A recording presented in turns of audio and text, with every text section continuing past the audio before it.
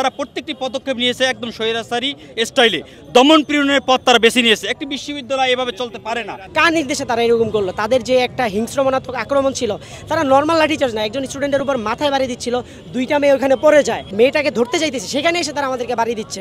নতুন বাজার United international university শিক্ষার্থীরা তারা আসলে আন্দোলনে নেমেছেন। ঘটনাটি আসলে সকাল থেকে আজকে বিভিন্ন গণমাধ্যমের পর্দায় আপনারা আসলে দেখেছেন। তাদের এই আন্দোলনটি আসলে বিগত 8 মাস ধরেই চলমান। এই আন্দোলনের যে মূল প্রেক্ষাপট সেটি আসলে তৈরি হয়েছিল বিগত আওয়ামী আমলের কিছু শিক্ষক, তাদের বিশ্ববিদ্যালয়ের কিছু শিক্ষক তারা আসলে আন্দোলন চলাকালীন সময়ে তাদের উপর বল প্রয়োগ করেছেন, বিভিন্ন বাধা সৃষ্টি করেছেন। সেসব নানা অভিযোগে তারা আসলে সেই শিক্ষকদের অপসারণ দাবি করেছিলেন।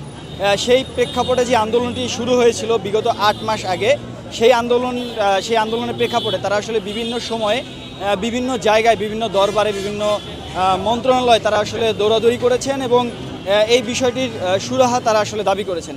তারপরেও আসলে কেন তাদেরকে আজকে রাস্তায় নামতে হলো এবং পুলিশের সাথে একটি সংঘাতে জড়াতে হলো, এই পরিস্থিতিটি আসলে কি কারণে তৈরি হলো এবং আজকে দেশবাসী আসলে যে সংঘাতের পরিবেশটি দেখেছেন, যে পরিস্থিতিটি দেখেছেন, যে শিক্ষার্থীরা পুলিশের সাথে এই বিগত আওয়ামী সরকারের পতনের 1 বছর পূর্তি হবে কিছুদিন পরেই, সেই প্রেক্ষাপটে এখনও শিক্ষার্থীরা পুলিশের সাথে সংঘাতে জড়িয়ে যাচ্ছে। কেন আসলে জড়িয়ে যাচ্ছে সংঘাতে, এই বিষয়গুলো আসলে একটু জানার চেষ্টা করব এখানকার আন্দোলনরত শিক্ষার্থীদের কাছ থেকে। শিক্ষা মন্ত্রণালয় এবং স্বরাষ্ট্র মন্ত্রণালয়ের থেকে প্রতিনিধি এখানে এসে আমাদের সাথে দেখা করতে হবে। কেন আসলে শিক্ষা মন্ত্রণালয় এতদিনেও আমাদের বিষয়টা সমাধান করতে পারেনি এবং কেন স্বরাষ্ট্র মন্ত্রণালয় থাকার পরেও আমাদের উপরে পুলিশ হামলা করছে। সো তাদের দুজনের প্রতিনিধি অবশ্যই আসতে হবে এবং তাদের বিশ্ববিদ্যালয় কর্তৃপক্ষকে আজকের ভিতরেই স্টেটমেন্ট দিতে হবে বহিষ্কারাদেশ প্রত্যাহার, আদারওয়াইজ আমরা ঢাকার রাস্তা ছাড়বো না এবং এই অবস্থা যদি চলতে থাকে কালকে পুরো ঢাকা ব্লকেট দেবো।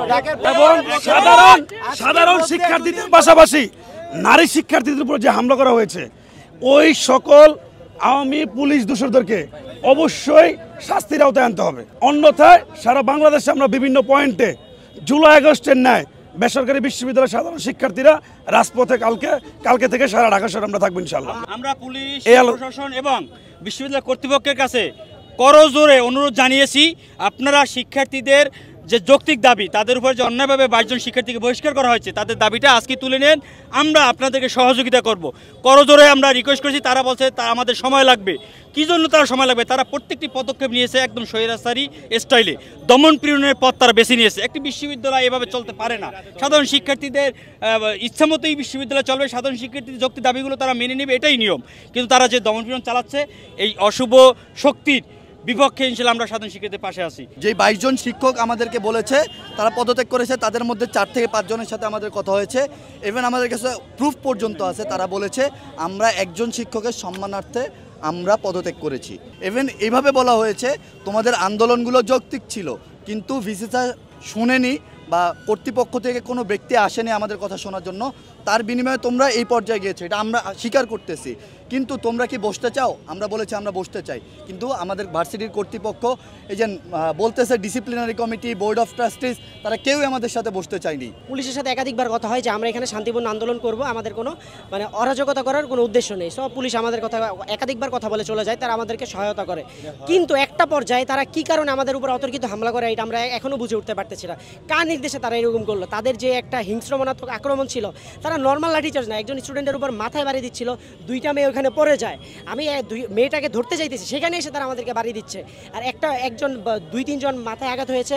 আর একজন সাধারণ মানুষ, তিনি আমাদের এরকম অবস্থা দেখে তিনি আসলে উঠাইতে একজনকে, এমনকি তাকেও আঘাত করা হয়। আজকে নির্দেশনা ছিল যে স্টুডেন্টদের উপরে যেন একটা ফুলের টোকাও না পড়ে, কিন্তু এরপরে পুলিশ যখন আমাদের উপর আক্রমণ করছে, আমরা এখান থেকে স্পষ্ট হয়েছি যে নিশ্চিত এখানে ইউনাইটেড গ্রুপ তাদেরকে অর্থায়ন করেছে এবং এই অর্থায়নের কারণে, এই পৃষ্ঠপোষকতার কারণেই আইজিপির নিষেধ থাকা সত্ত্বেও তারা এই ধরনের ন্যাক্কারজনক হামলা করেছে।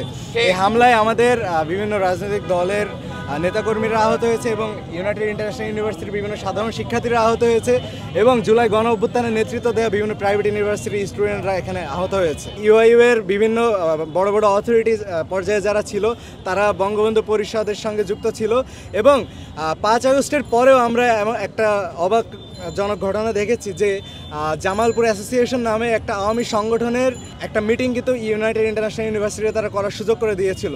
তো 5 আগস্টের পরে যারা আওয়ামী লীগকে বিশ্ববিদ্যালয়ে স্থান করে দেয়, তারা যে জুলাই আন্দোলনে যারা নেতৃত্ব দিয়েছে তাদেরকে বেছে বেছে বহিষ্কার করছে না, এটার কোনো নিশ্চয়তা নাই।